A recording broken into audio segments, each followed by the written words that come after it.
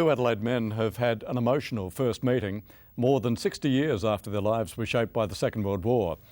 One was a pilot, the other was a young Dutchman who would have starved to death if it hadn't been for his newfound mate and other airmen who dropped food instead of bombs. Strangers until just months ago, Vin Borger and Jim Glasbrook share an incredible story. In 1945, Vin was a child in Nazi-occupied Holland, suffering with his family from a harsh winter and drastic food shortages. And we were all very close to die of starvation.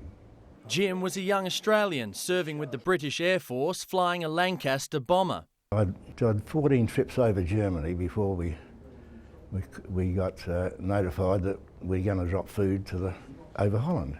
Operation Manna, a combined Allied effort, dropped enough food to feed 4 million Dutch. They were actually dying from starvation, and it was great to be able to help. Surviving on those rations, Vin emigrated to Australia. In January, he was recounting his story to the president of the Marion RSL. And then Trevor pointed out to me Jim and said that was one of the pilots who dropped the food on Holland.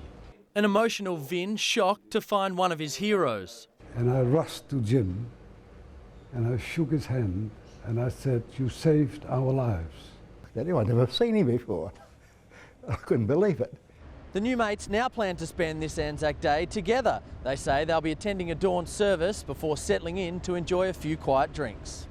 Oh, I think we might. As long as I buy him one as well.